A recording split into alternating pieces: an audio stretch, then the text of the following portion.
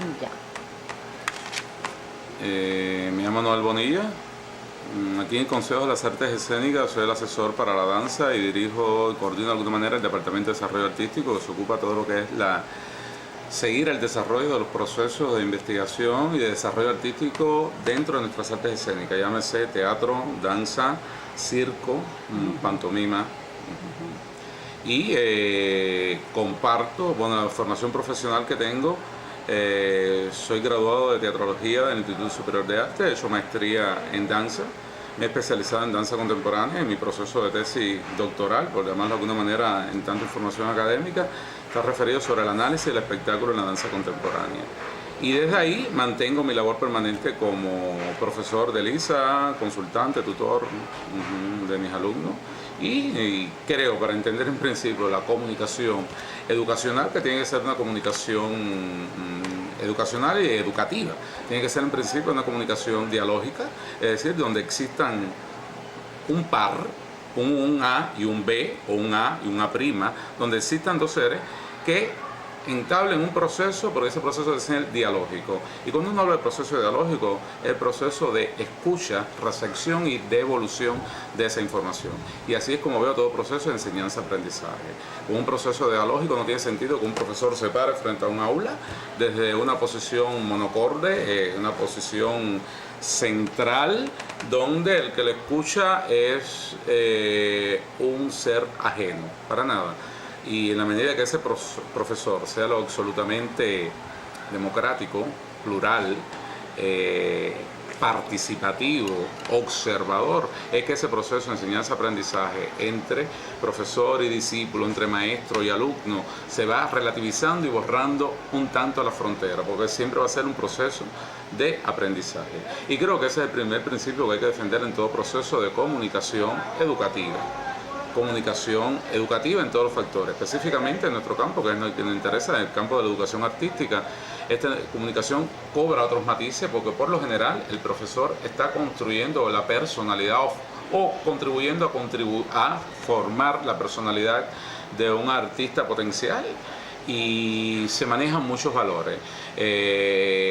Valores en el campo axiológico, pero se manejan muchos valores más allá de lo ético, que tienen que ver con eso que usted me hablaba recientemente, con el talento, cómo ese talento se trabaja para llegar a una maestría que actúe sobre el arte específico que defiende o en el cual se forma ese alumno. Específicamente en la danza nosotros tenemos una historia larguísima de siglos, y cuando digo historia larguísima, no solo es la danza en su principio como ritual mágico religioso, incluso ni tan siquiera la danza como recreación colectiva. Hablo de la danza espectacular, aquella que va cobrando cuerpo a partir de la Academia Real de la Danza, que se funda en 1661, donde van a quedar pautados cuáles van a ser las normas preceptivas, y digo sí entre comillas porque es algo para en nuestro que estamos hablando de educación comunicativa, comunicación artística, tiene que quedar muy claro, porque estos preceptos son los que han marcado en esta larga historia de siglo que viene la enseñanza académica de la danza, a dictaminar, a codificar, incluso a pienso yo que a ralentizar, a enquistar, a no progresar muchas gramáticas, mucho vocabulario desde donde el arte de la danza tiene que expresarse. ¿Qué quiero decir? Es que el arte de la danza no podemos seguir viéndolo hoy siglo XXI, un arte que se muestre, que se glorifique, se legitimice a partir de la tenencia de un cuerpo tecnificado. Y esto puede entrar algún ruido en comunicación con usted específicamente, que su profesión trabaja sobre la preparación física aplicada al bailarín de danza clásica, de ballet. Preparación física que tiene que estar en función de dotar ese cuerpo desde una motricidad gruesa a una motricidad fina, que tiene que pasar por la estilización del movimiento, por la fuerza, el control, el equilibrio, el impulso, esa pierna donde va, pero esa pierna donde va tiene que trascender el plano técnico, el plano calistémico, de mostrarse siempre plexo solar al leer del bailarín. Esa danza siglo XXI requiere de otros resortes y de otros vectores de comunicación, de otros vectores de recepción, de percepción de cómo mirarla, incluso de cómo situarse ese bailarín, ya sea estudiante, profesional, en un espacio de representación. Incluso, voy más allá, cómo se sitúa ese bailarín en la barra que cada día se somete a un proceso de entrenamiento que sigue siendo absolutamente riguroso para tener ese cuerpo altamente dignificado. Es muy complicado, ¿no? Hablar de todo ese proceso de comunicación hoy que en la danza, que está sustentado, y ya lo digo, insisto, por un prisma que sigue legitimando la técnica per se como el instrumento principal para devolverse al bailarín. No, la danza hoy está hablando de otros resortes. La danza hoy habla de que hay que correlacionar muchos saberes en nuestro proceso de creación, en nuestro proceso de investigación, que va a ser ese proceso de montaje y creación de la obra coreográfica, pero incluso en el proceso de pararse de manera única, mágica, en el escenario, que va a ser muy diferente mi actuación en Giselle hoy a la que hago mañana, por más allá de que esté muy fijada en la partitura, la accionar del bailarín en ese ballet. Y hay que estar muy presto a la escucha, al intercambio, a la confrontación, y mi Giselle de mañana quizás sea diferente a la de hoy, porque van a ser otros los estados de ánimo, va a ser otra manera de relacionarme con ese espectador, que siempre va a ser un voyeur que expectante, está siguiendo, tratando de seducir la atención a través de mi accionar. Es decir, si mi proceso, yo en tanto bailarín que me paro sobre un espacio de significación, mi misión tiene que ser seducir la atención de ese lector espectador, pero hay un proceso de complicidad donde el lector espectador también se va seduciendo, y digo esto, complicitando, comprometiendo con ese espacio de representación que se rompe con la llamada de esta cuarta pared, que muchas veces deja de existir, y que la praxis concreta del arte hoy en el siglo XXI nos está diciendo que cobra muy poco sentido esa cuarta pared tal cual. Entonces creo que es eso, es un proceso dialógico, un proceso donde hay que dilatar mirada, posicionamiento, donde hay que abrir desde una bondad absoluta y por supuesto conociendo el arte que nos preocupa, el arte que nos ocupa. Eso es, arriba. Sí. Cuando nos referimos a esos tres cauces históricos por el que ha transcurrido la historia de la danza, y que nosotros es una mirada muy occidentalista como tiene nuestra enseñanza, que a veces no consideramos incluso nuestras propias heredades, nuestra propia herencia, de dónde venimos, quiénes somos, donde no está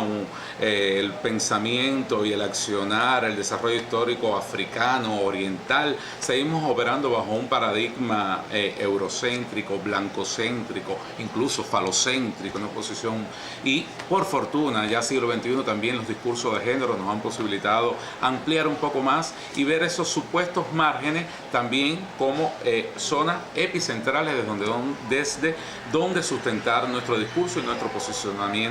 teórico para enfrentar la praxis y la enseñanza artística contemporánea. Sí, cuesta mucho trabajo hablar de qué fue primero, el teatro, la danza. Yo creo que hay que seguir viendo la danza espectacular, tanto en Grecia como cuna de esa síntesis de todas las manifestaciones, en Oriente, en África, donde costaba mucho trabajo decir, hasta aquí está el trabajo del bailarín, el trabajo del actor, el trabajo del declamador, del recitador. Todo eso convergía como en un mismo bloque de energía, digamos, comunicacional, donde el actor, que se paraba incluso portando una máscara, ya era un vector de comunicación, de información para ese lector espectador. Y la danza, ahorita decía, con el surgimiento de la Real Academia en Francia de la danza, la Real Academia va a sentar cuáles son las bases de construcción, de asumir el espectáculo coreográfico, pero también de condicionar cuál iba a ser la visión de ese espectáculo coreográfico, digo la visión del espectador, que primeramente en un salón palaciego de corte va surgiendo esta danza hasta que cobra un carácter verdaderamente espectacular. Cierto es que el ballet dejó desde muy temprano sentado cuáles iban a ser las 5 posiciones cerraditas de manos y pies, y eso tenemos que agradecerle a Pierre Beauchamp, que va a definir esas 5 posiciones. Después hemos encontrado como una sexta para hablar de otra posición que está como en otro camino menos coercitivo, de más reposo, de mayor quietud, y esa esa sexta posición viene a partir de todos los principios que sustentaron la madre devoradora de la danza moderna, llámese Martha Graham, que crea un camino metodológico en la enseñanza de la danza moderna, Dori Humphrey, Mary Bickman, desde una impronta más naturalista del movimiento, los aportes también de Isadora Duncan, a pesar de que no se dedicó a estudiar, como lo hizo Martha Graham, estos principios que ella sostenía de cuál debía ser la danza. Cierto es que yo pienso y sigo sosteniendo que hay que agradecerle al ballet, y creo que el bailarín, incluso el bailarín contemporáneo, procurando tener un cuerpo más presto, más abierto, listo para habitar con significación el espacio de la escena coreográfica contemporánea. El entrenamiento de ballet prepara muy bien ese cuerpo, y usted lo sabe mejor que yo. Ese entrenamiento, todos los principios motrices que va manejando y va educando y condicionando en el cuerpo del bailarín. Y cierto que tenemos dudas, tenemos reclamos, pero tenemos sobre todo entrecruzamientos entre la llamada técnica académica, técnica clásica, las técnicas que han sustentado la danza moderna, incluso la danza contemporánea, con la llamada otras técnicas, todas estas técnicas que vienen acompañadas como didácticas particulares, y es muy importante entenderlo así, y digo didácticas particulares porque va a ser el vocabulario que Pina Bausch se inventó con la danza teatro, y cuáles eran los principios que Pina sostenía para tener ese bailarín con una presencia real sobre el espacio, pero también Merz-Kaniga con todos sus principios de la fracturar, movilizar de otra manera la columna vertebral, todos los principios de Steve Panstor con el body consta, todos los principios de Tricia Brown con la llamada teoría y técnica de la acumulación, que devino también un vocabulario coreográfico, y todas las otras técnicas más contemporáneas, es decir, más actuales, que han venido, como el volando bajo, la técnica release, otras técnicas que hablan más sobre la educación somática del bailarín, y que se las recomiendo muy específicamente a los bailarines de ballet que están como condicionados disciplinarmente desde pequeño a tener un accionar como más desde un cuerpo que se resuelve y se muestra desde la técnica, y todas estas técnicas, la técnica de Alexander, la técnica Feldenkrais, que trabaja principios de educación somática, el Pilates, que sigue siendo una técnica de formación y que la vienen a practicar los bailarines cuando muchas veces ya están en retiro o se han alejado de la práctica cotidiana del verdadero ballet que hace sufrir. Pero tenemos muchas zonas de entrecruzamiento entre todas las técnicas. Es cierto que de alguna manera la técnica académica ha dictaminado cuáles son los posicionamientos. No podemos, para Martha Graham, que creó esto un poco pronto decir, no, pero es verdad, es la que sustenta los principios estructurales de la enseñanza de la danza moderna. No significó una ruptura absoluta. Martha Graham también condiciona un posicionamiento para definir su técnica desde una posición absolutamente cerrada, desde un sistema absolutamente cerrado como va a ser el sistema de la técnica académica. Yo pienso mejor hablar a partir de la figura Merz-Kaniga, que va a presentar la danza como un problema, no tanto como un sistema a avanzar, a mostrarse, y concibiendo el entrenamiento también como la apertura a otros resortes. Es cierto, insisto, que tenemos zonas de correlaciones, que tenemos algunas deudas, algunas cosas prestadas que hemos tomado del otro, por eso es también absolutamente legal y lícito, y hay que defenderlo. Y los maestros de técnica, incluso los maestros de improvisación, de composición, de creatividad, pero sobre todo los maestros más disciplinares, es decir, los de técnica, tienen que empezar eso, que si bien mi jeté yo lo hago a 25 grados porque está pautado, es así, pero hay que ver también cuando ese jeté a 25 grados tiene que tomar otro carácter, otra intención, otra zona de impulso, porque quizás sea otro el reclamo que necesite para manifestarse. Es decir, que mi entrenamiento tiene que perseguir la presencia que requiere mi espectáculo. Sí, nosotros en tanto trabajamos en la formación de bailarines, tenemos que tener la misión de entregar un bailarín con un cuerpo listo, vulnerable, pero tenemos que tener la visión bondadosa, hermosa, de que ese entrenamiento tiene que nacer también a partir de las particularidades de cada intérprete, porque también, es un punto oscuro, un ruido semántico que tenemos nosotros en nuestro proceso de enseñanza-aprendizaje, sobre todo que en el plano técnico queremos tratar a los bailarines de la misma manera, y todos nuestros alumnos son diferentes, y tenemos que tener como didácticas aplicadas para cada uno, más allá de que si estamos enseñando hoy una frase, a resolver para todo, el adagio, y esto requiere este tempo, esta presencia, esta calidad del movimiento, pero hay que ver también qué es lo que pasa con la cualidad individual del alumno. Y yo creo que en la medida que resolvamos eso y estamos trabajando de conjunto todos los maestros para resolver esa situación, vamos a tener un alumno mejor preparado y por supuesto que mañana será un profesional más dotado para defender su arte. Sí, yo defiendo mucho y hablo de las didácticas aplicadas como hablo de la metodología en tanto camino. No en tanto un método específico. A mí me gusta hablar más de los caminos, de las coordenadas, y creo que en todo proceso de enseñanza tiene que darnos muy claro, incluso en todo proceso de creación. Como mismo todos nuestros alumnos no son iguales, tampoco son iguales todos nuestros coreógrafos y todos los bailarines con los cuales trabajamos. Por lo tanto, tenemos que ir condicionando cuál va a ser el camino que vamos a escoger para eso. Es cierto que en una clase de preparación física donde estamos trabajando determinado plano muscular para fortalecer, para potenciar, desarrollar tal habilidades y que esté en favor, es decir, ese plano muscular también está en sintonía con una pose, con una estilización propia, con una motricidad muy específica de un ejercicio de ballet específicamente. Creo que tenemos que tener la savia, la bondad, insisto en esa palabra que me encanta, la bondad de reordenar, recualificar cuál va a ser la mirada y el tratamiento de nuestra enseñanza. Es cierto que mucha enseñanza técnica se trabaja,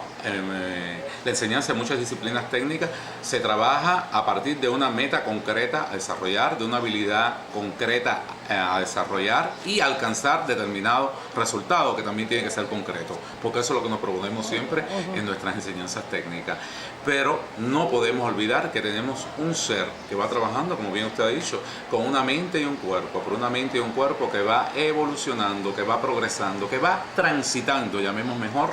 que va transitando con emociones, con deseos, con frustraciones, con anhelos, con eventualidades y con azares que también van a concurrir en nuestro proceso de formación. Y hablo proceso de formación no solo como artista, proceso de formación como individuo, como un ser el cual está accionando sobre él diferentes eventualidades y vectores para condicionar una personalidad. Creo que la manera de concebir un proceso de enseñanza-aprendizaje de una disciplina técnica tiene que tener eso. Yo como maestro tengo que tener muy claro cuáles son lo que quiero conseguir, pero con quién estoy trabajando para conseguirlo. Y estoy trabajando con un ser que es hijo de emociones. Y creo también y defiendo como gente de teatro que soy, que el único camino para lograr la emoción es la acción. Y por lo tanto hay que accionar, pero tenemos que tener claro, los maestros, es un reclamo que siempre hago, a partir de mi corta experiencia pedagógica, que tenemos que tener muy claro nosotros qué camino escogemos para esa acción, cuáles son los matices que requiere esa acción. Y si bien hemos llegado aquí con una historia también de evolución del pensamiento pedagógico, y del pensamiento pedagógico aplicado a la danza, sobre todo en el ballet, donde hay un camino más transitado, donde grandes pedagogos se han dedicado a fijar sus experiencias. Y si hablamos del método de la escuela Vaganova, es por las conquistas que logró esa gran maestra del ballet ruso. Pero tenemos que ver claro, de esas experiencias, cuáles se aplican al somatotipo, a la fisiología de nuestro bailarín cubano, donde hay una idiosincrasia que ha vertebrado nuestro pensamiento y que hace que circule por nuestra sangre muchas heredades que no podemos olvidar. Incluso que tenemos nuestra misión como pedagogo tiene que ser reconquistar esos olvidos y no hablar tanto de las herencias, de lo heredado y de la memoria. No, la memoria tiene que construirse hoy a partir de esos elementos, incluso de esos nombres, de esa gente que ha pasado, que hemos olvidado. Y creo que esa es la manera única posible de tener una enseñanza más plural, más democrática y que se vaya construyendo de una manera performática, de una manera narrante, que si bien lo aprendido, lo que cargamos sobre nuestros hombros, ese pasado que está ahí, que dice Humberto Eco, que siempre está ahí para llamarnos, para chantajearnos, para decirnos aquí estoy, nosotros tenemos que virarnos a ese pasado con la savia de saber capturar de él los olvidos, para integrarlo al presente. Es la única manera de favorecer y construir una enseñanza dócil y dúctil y propositiva e intencionada. Creo que es algo fuerte. lo que usted me decía. No, creo que no, lo abarcó todo, sí, de la última pregunta que le hice, sí, lo abarcó todo. Está bien, bueno, muchísimas gracias y nada. Gracias a eso usted y muy- suerte en el proceso.